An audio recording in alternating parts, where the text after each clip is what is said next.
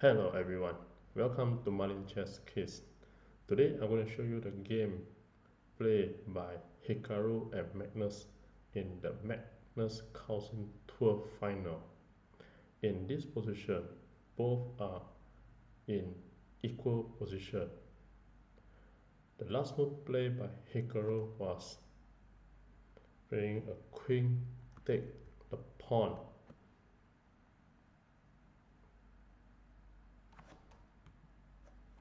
And after this position, can you find what is a move played by Magnus? I give a couple of seconds to figure out.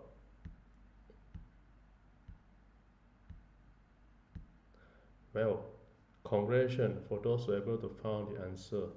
And for those who like to enjoy the show, here are the incredible moves made by Magnus. If the black take the queen, then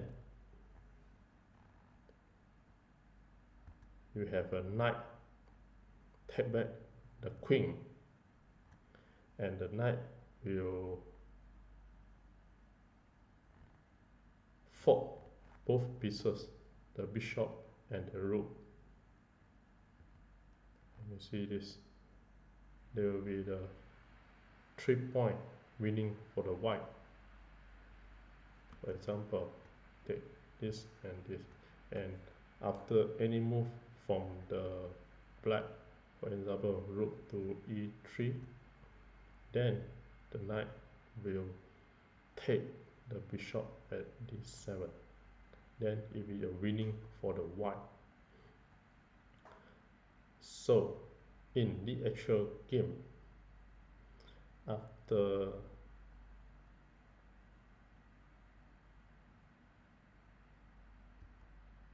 queen takes e5, here Magnus made a very beautiful game, the very beautiful sacrifice by playing rook takes, with the idea of sacrifice the queen. So the game played as this: rook takes d3. Then the white continued to take the free queen, but actually it's not a free, because the rook can take back the rook and check the king. And the game you have with the endgame of one queen and a bishop. For example, white play rook takes, queen takes e7, and rook takes e1 check. And this is an endgame with king, queen versus king, rook and bishop. So king to e2, then bishop c6, and this bishop is very strong because it protects the pawn to go towards to the e8, and also have the idea of capture the pawn at e4 with the rook to e1 and capture the pawn. And this pawn at f4 will push forward to promote a queen. So white play e5, pawn move forward to f3, knight to f6, rook to d2, pinning the pawn, pinning the kings, and e6 and f2. So the idea of promote to the queen. Then e7 and rook to e2. Then queen to f7, and rook make a sacrifice. Rook takes e7, and if the queen takes the e7, then the pawn at f2 will promote a queen, and we win the game with the takes e7 and black use queen to take the pawn. Then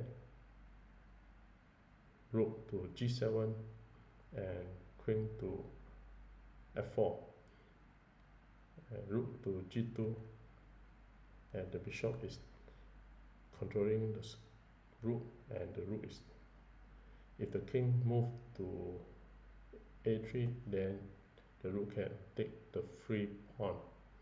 So the game continue, and this situation, the strong pawn, and this create a fortress, an enclave fortress, and the white queen are not able to enter and win the pawn or win the game. So the game continue, move queen to e5, rook to g6, then c3, and rook to g2, and the Magnus keep going to play the continuous game of control all the major square. Then king to e1, rook to g4, queen to e6, rook to e4, attacking the queens, and king to f7, rook to e1 check. Then king to d2, then the rook back to e4 square again. So this square and the bishop is protecting the rook, and b4, go for exchange, then a takes b4, c takes b4, and still you see the engine, the game is still white is clearly better, but white cannot win the game because this position is a fortress. Then continue, b4, go for exchanging, and c takes b5, and bishop takes b5. Then queen to d5 check again,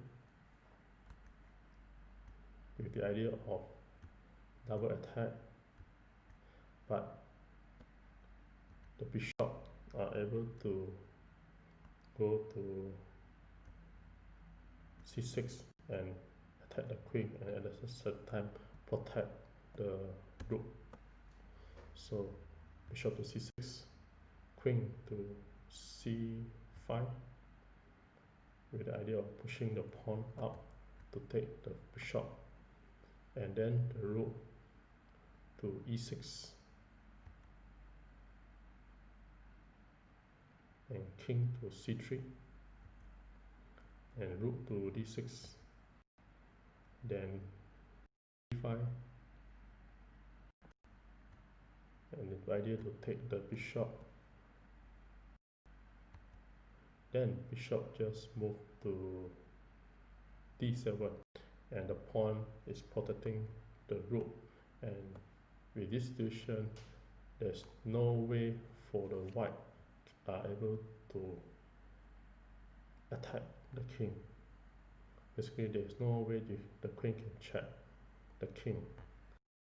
Queen e5, then bishop to c8, then king to c4, and rook to b6.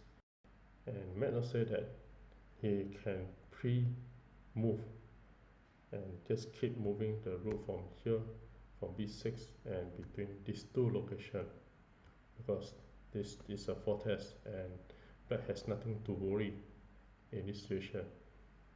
Then king to c5 and king to b8, and this structure, a very strong fortress structure, which the white cannot enter and check the king.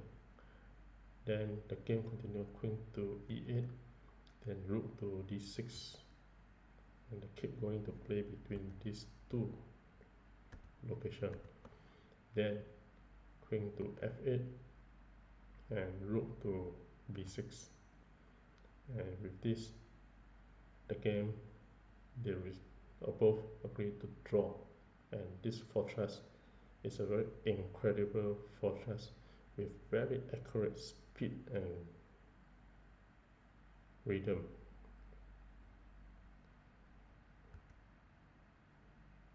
Very accurate speed and accuracy rhythm, and with this